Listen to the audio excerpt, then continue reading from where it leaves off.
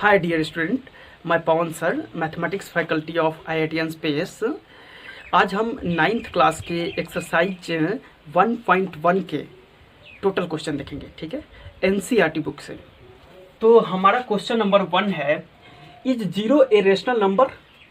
Can you right it in the form of P by Q where P and Q are integers and Q is not equal to 0।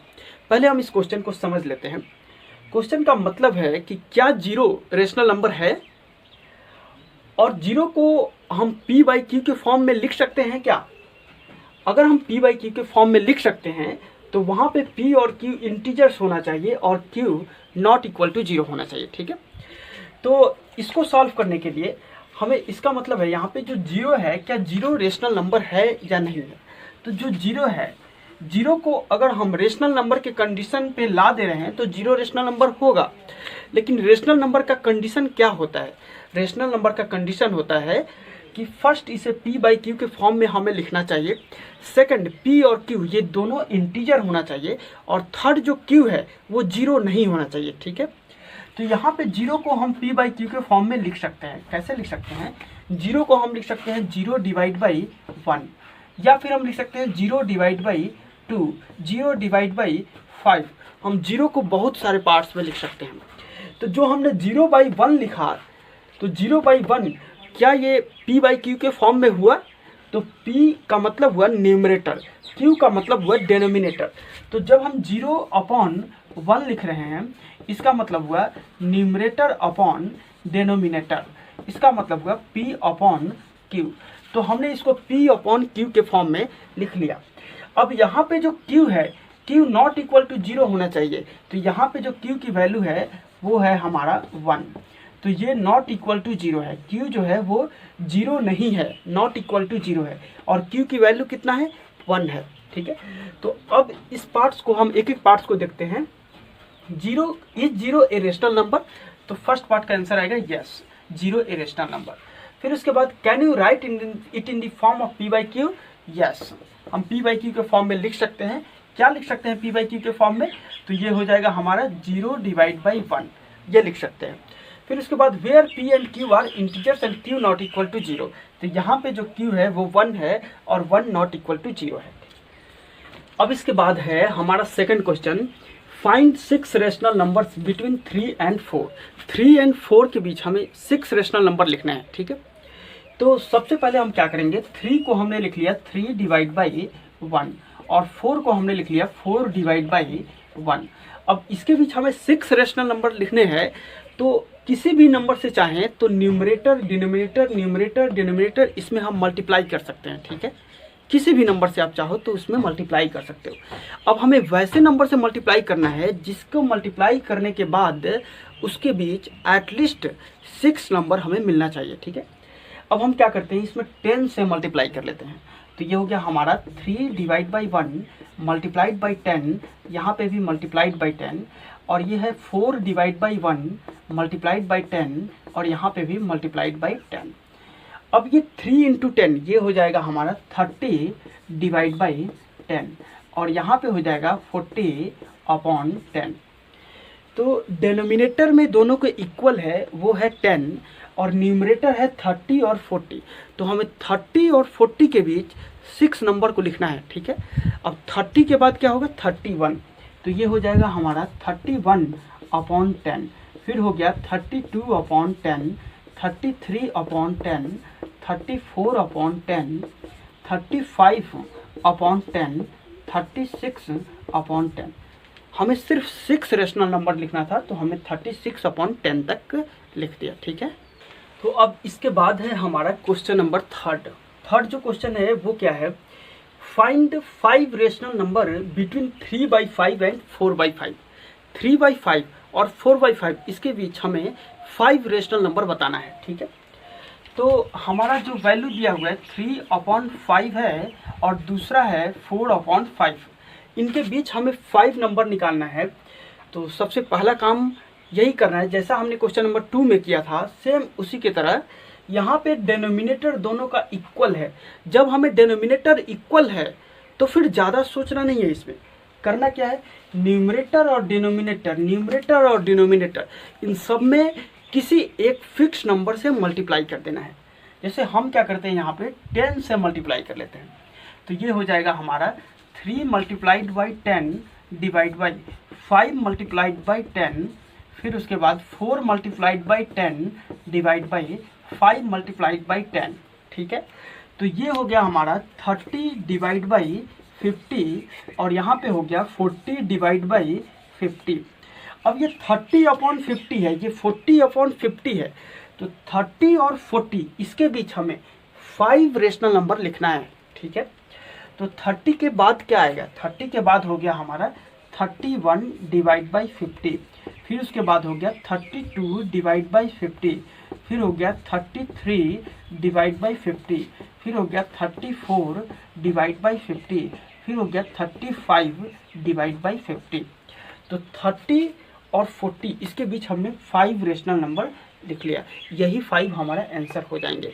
जरूरी नहीं है कि सिर्फ यही 5 हो, इसके अलावा कोई आप दूसरा 5 भी लिख सकते हैं। आप ये भी कर सकते हैं 35 से स्टार्ट करके 39 तक लिख लिया। ठीक है, ये आपके ऊपर डिपेंड करता है। अब इसके बाद है हमारा क्वेश्चन नंबर 4। क्वेश्चन नंबर जो 4 है उसमें है state whether the following statements true और फॉल्स। जो हमारे पास स्टेटमेंट लिखे हुए हैं ये स्टेटमेंट ट्रू स्टेटमेंट है या फॉल्स स्टेटमेंट है, ये हमें बताना है। Give reason for your answer. अगर हम बता रहे हैं ट्रू है या फॉल्स है तो उसका रीजन क्या है ये भी बताना है हमें। ठीक है, तो फर्स्ट वाला पार्ट देखते हैं। पहले फर्स्ट पार्ट का हम आंसर लिख लेते हैं, फिर इसके बाद हम इसका रीजन लिखेंगे। Every natural number is a whole number. जितने भी नेचुरल नंबर होते हैं क्या ये नंबर होल नंबर हैं? तो ये स्टेटमेंट ट्रू है या फॉल्स है? तो इस स्टेटमेंट को हम बोलेंगे कि ये स्टेटमेंट ट्रू है। ठीक है, जितने भी नेचुरल नंबर होते हैं वो होल नंबर होते हैं। ठीक है, इसका रीजन मैं बता रहा हूँ, सॉरी, ये स्टेटमेंट ट्रू हो गया। अब इसके बाद जो सेकंड पार्ट है every integer is a whole number, ये स्टेटमेंट फॉल्स हो गया। ठीक है, और इसके बाद जो थर्ड पार्ट है वो है हमारा every rational number is a whole number, ये भी हमारा फॉल्स हो गया। ठीक है, तो जो फर्स्ट पार्ट है ये ट्रू क्यों है? ठीक है, फर्स्ट पार्ट में है एवरी नेचुरल नंबर। तो सबसे पहले हम देखते हैं नेचुरल नंबर क्या होता है। नेचुरल नंबर जो होता है इसको हम n से डिनोट करते हैं और नेचुरल नंबर स्टार्ट होता है 1 से, 1 2 3 4 सो ऑन टू, ये आगे चलते जाता है। अब ये होल नंबर क्या होता है? तो होल नंबर को हम W से डिनोट करते हैं और W स्टार्ट होता है 0 से, तो ये हुआ 0 1 2 3 4 सो ऑन टू। ठीक है, तो जो होल नंबर है वो 0 से स्टार्ट हुआ है, जो नेचुरल नंबर है वो 1 से स्टार्ट हुआ है। तो क्या ये सारे नेचुरल नंबर इसके अंडर में हैं? अगर हैं तो हम बोल सकते हैं कि every natural number is a whole number. तो यहाँ पे जो स्टेटमेंट है ये ट्रू हो गया क्योंकि सारे नेचुरल नंबर को हम होल नंबर बोल सकते हैं। लेकिन अगर ऐसा रहता कि सारे होल नंबर को नेचुरल नंबर बोलना तो वो नहीं बोल सकते हैं। ठीक है, तो हमारा फर्स्ट स्टेटमेंट ट्रू हो गया। सेकंड में है every integer is a whole number. अब इंटीजर को हमने i से डिनोट किया और ये i क्या होगा? i जो होगा हमारा वो हो जाएगा -5 -4 -3 -2 -1 0 1 2 3 4 ऐसे। तो ये माइनस इनफाइनाइट तक इधर चले जाएगा और इधर प्लस इनफाइनाइट तक चले जाएगा। ठीक है, तो ये सारे नंबर को हम बोल रहे हैं इंटीजर। अब क्या ये सारे नंबर जो हैं उसको हम होल नंबर बोल सकते हैं? अगर आपको इस स्टेटमेंट में कन्फ्यूजन हो रहा है तो कोई एक इंटीजर उठा करके आप चेक करो कि ये इंटीजर को हम होल नंबर बोल सकते हैं या नहीं बोल सकते। तो जो -5 है, -5 को क्या हम होल नंबर बोल सकते हैं?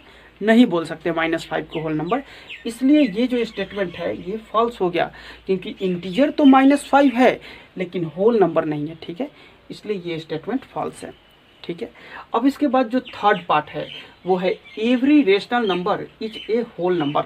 ठीक है, जितने भी रेशनल नंबर होते हैं क्या वो होल नंबर हो सकते हैं? तो अब कुछ ऐसे रेशनल नंबर के हम एग्जाम्पल उठाते हैं। जैसे अगर हमने लिखा 2/3, तो ये जो नंबर है ये तो रेशनल नंबर है, लेकिन क्या ये नंबर होल नंबर है? तो ये नंबर होल नंबर नहीं है, ठीक है। इसलिए इस नंबर को हम होल नंबर नहीं बोल सकते हैं। तो जो हमारा थर्ड पार्ट का सॉल्यूशन होगा, every rational number is a whole number, ये फॉल्स होगा, क्योंकि 2/3 रेशनल है but 2/3 is not whole number. 2/3 is not whole number, ठीक है। रेशनल तो है लेकिन होल नहीं है। अगर हम लिखते हैं 3/5, ठीक है, तो 3/5 तो रेशनल है, ठीक है, रेशनल है, लेकिन 3/5 होल नंबर नहीं है। 3/5 होल नंबर नहीं है, ठीक है। ओके, तो ये अभी जो हमने किया वो एक्सरसाइज 1.1 के क्वेश्चन किया, NCERT के एक्सरसाइज 1.1 के क्वेश्चन किया, ठीक है। अब इसके बाद जो नेक्स्ट वाला जो वीडियो लेक्चर होगा उसमें हम करेंगे NCERT की एक्सरसाइज 1.2 के क्वेश्चन, ठीक है। तो 1.6 तक क्लास 9th के NCERT के फर्स्ट एक्सरसाइज में 6 एक्सरसाइज हैं, ठीक है। तो हम 1.6 तक के सारे क्वेश्चन करेंगे, ठीक है। सेकंड लेक्चर में हमारा आएगा 1.2। तो आप ये ध्यान रखिएगा कि वीडियो को सब्सक्राइब करें, जिससे कि नेक्स्ट लेक्चर आए वो आप तक पहुंच सकें, ठीक है। Thank you.